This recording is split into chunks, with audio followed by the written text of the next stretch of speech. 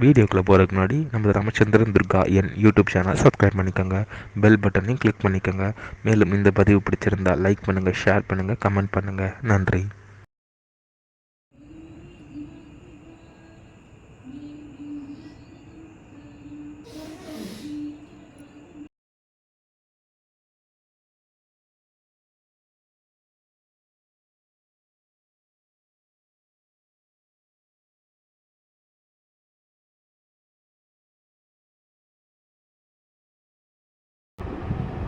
श्री गुरुभ्यो नमः.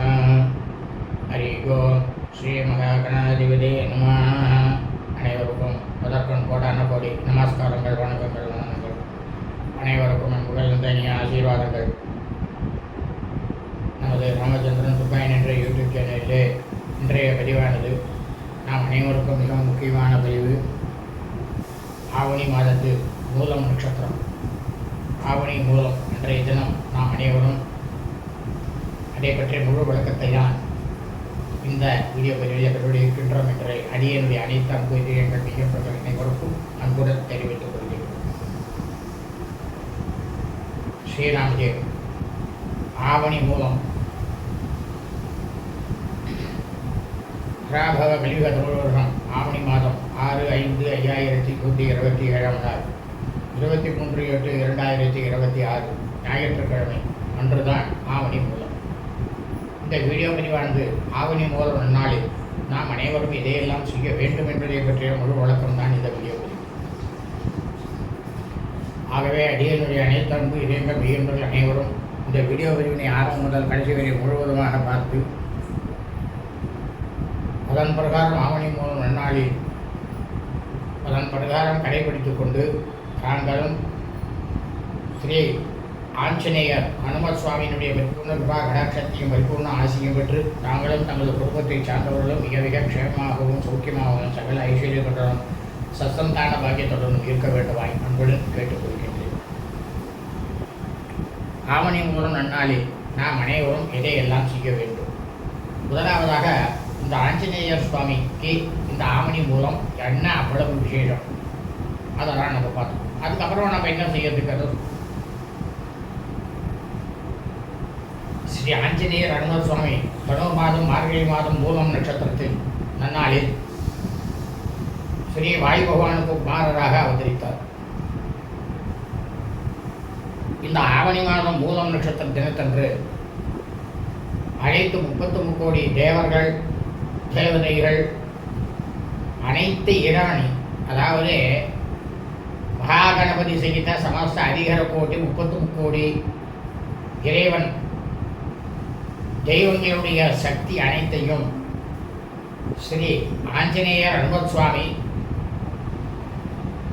அவர் பெற்றுக்கொண்ட நாள். அப்படின்னா பார்த்துங்கோ, விநாயகர்லேருந்து ஆரம்பித்து மகாகணபதியில் ஆரம்பித்து 33 கோடி தேவர்கள் தேவதைகள் எல்லாருடைய சக்தியையும் பெற்ற நாள் தான் இந்த ஆவணி மூலம்.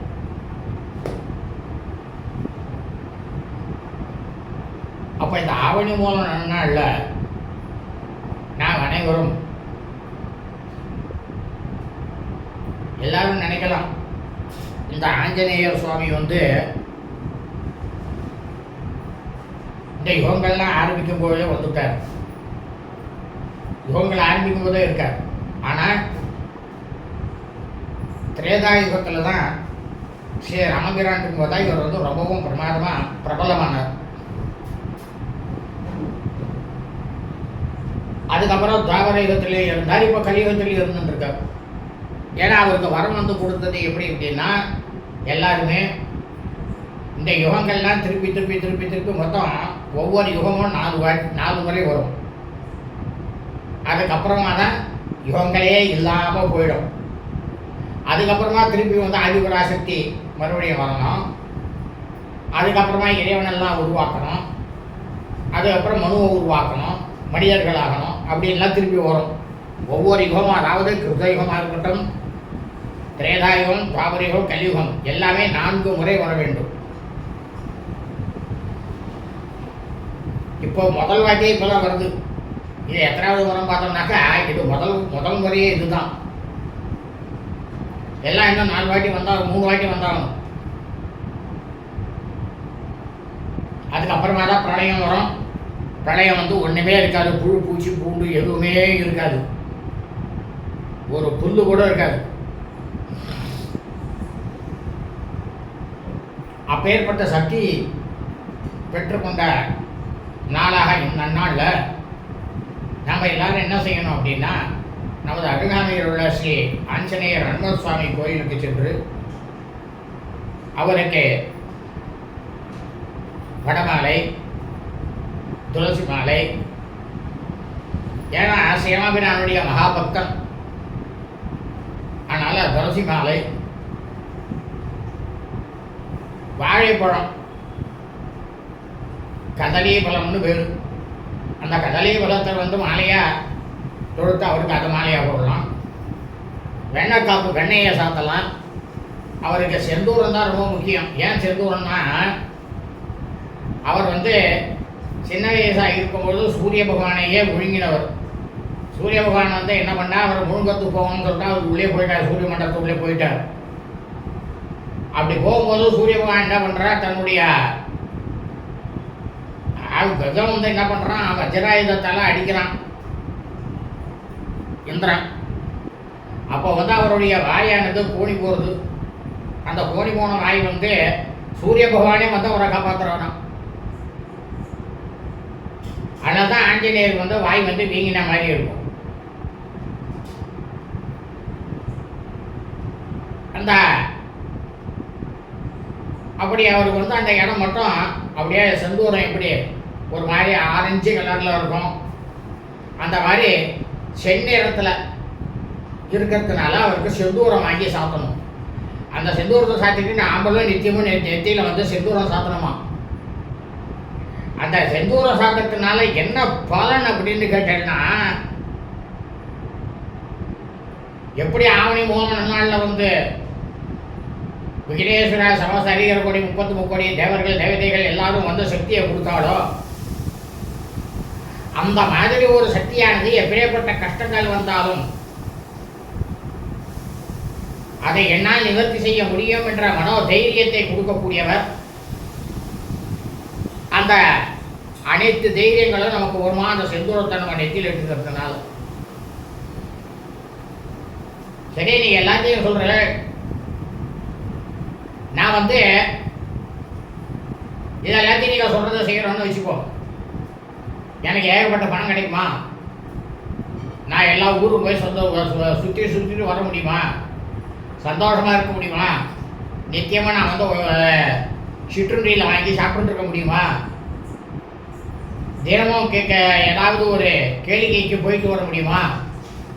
இதெல்லாம் கிடைக்குமா அப்படின்னா, எந்த தெய்வத்துக்கிட்ட போய் நீங்கள் கேட்டாலும் இதெல்லாம் கிடைக்காது.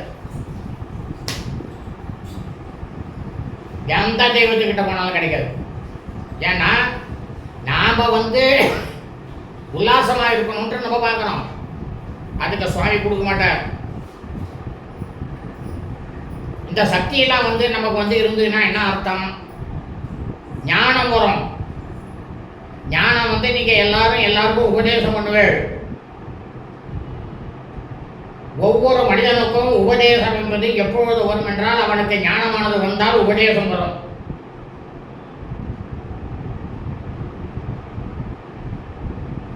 அந்த ஞானத்தை அவன் அடைந்து விட்டானே ஆனால் அவனுக்கு மோட்சம் நிச்சயம், மறுபிறவி கிடையாது.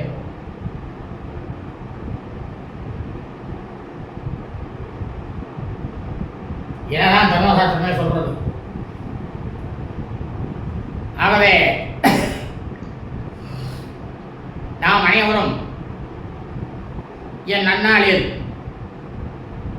மேற்கூறிய அனைத்து பொருட்களையும் ஆஞ்சநேயருக்கு ஹனுமத் சுவாமிக்கு வாங்கி கொடுத்து, ஸ்ரீ ஆஞ்சநேயர் ஹனுமத் சுவாமி அவருடைய திருப்பாதங்களில் சட்டங்கமாக நமஸ்காரம் செய்து பிரார்த்தனை செய்து கொள்ள வேண்டும். இவ்வாறு செய்வதால் நாம் அனைவருக்கும் கிடைக்கக்கூடிய பலனானது ஸ்ரீ ஆஞ்சநேயர் ஹனுமத் சுவாமியினுடைய பரிபூர்ண கடாட்சமானதும் பரிபூர்ண ஆசியும் நிச்சயமாக கண்டிப்பாக கிடைக்கும் என்பதில் எவ்வித ஐயமும் இல்லை. இந்த ஆஞ்சநேயருக்கு இருக்கிற சோகம் என்ன தெரியுமா? அதாவது நீங்களாம் கேட்டல என்ன பலன் கிடைக்கும்னு ஆஞ்சநேயர் போய் பார்த்தாக்க நல்லா கேட்டுங்கோ. புத்திர் பலம், யசோ தைரியம், நிர்பயத்துவம், அரோகதா, அஜாட்யம், வாக்படுத்துவம் ச ஹனுமத்து ஸ்மரணாத் பவேத். ஆஞ்சநேய சுவாமியே, இந்த ஆவணி மூலம் நன்னாளில் உங்களுக்கு எப்படி மகா கணபதி சுகீத சமஸ்த ஹரிஹர கோடி 33 கோடி தேவர்கள் தேவதைகள் அனைத்து இறைவனுடைய சக்தியையும் நீங்கள் அடைந்தீர்களோ, புத்தேர்வலம் புத்தி, என்னுடைய புத்தியானது பிரமாதமாக கூர்மையாக இருக்க வேண்டும். பலம், எனக்கு உடலிலே தெம்பானது, எப்பேற்பட்ட இது வந்தாலும் தெம்பானது எனக்கு இருக்கணும். கஷ்டம் வந்தாலும் எனக்கு தெம்பு இருக்கணும், உடம்புல உழைக்கணும். யசோதைரியம், ஆடக்கூட என்ன வேணாலும் நடக்கட்டும், யார் என்ன வேணாலும் பண்ணிட்டோம் அப்படின்ற அந்த தைரியம் மனுஷனுக்கு வரும். அந்த தைரியத்தை எனக்கு கொடு. நிர்பயத்வரோகதா, அதாவது ஐயோ இதால எனக்கு ஏதாவது நடந்துருவோம், இந்த மாதிரி சொல்கிறான் அந்த மாதிரி நடந்துருவோம், இந்த மாதிரி செய்கிறான் அந்த மாதிரி நடந்துருவோம், நான் வெளில போனால் இப்படி ஆகிடுமோ அப்படி ஆகிடுமோ, அந்த பயமானது நிர்பயத்துவம், அரோகதா, எந்த நேரத்திலையும் எந்த க்ஷணத்திலையும் எனக்கு வரக்கூடாது. பயங்கிறதே இருக்கக்கூடாது மனசில். எது வந்தாலும் தைரியமா நேரடியாக மோதிக்கொள்ளுமா எண்ணமானது இருக்கணும். அஜாத்தியம் வாக்படுத்தும் ச, நான் என்னுடைய வாயிலிருந்து சொல்லக்கூடிய சொற்களானது அனைவருக்கும் நல்ல விதத்திலே சொல்லி அவர்கள் அனைவருக்கும் பலிக்க வேண்டும். ஆஞ்சநேய பகவானே, என்னை காப்பாற்றுவீராக அப்படின்ட்டு பிரார்த்தனை பண்ணிங்க. வாழ்க வளமுடன் நலமுடன். இனி ஆசீர்வாதங்கள். லோகா சமஸ்தா சுகினோ பவந்து, சுபமஸ்து, ததாஸ்து.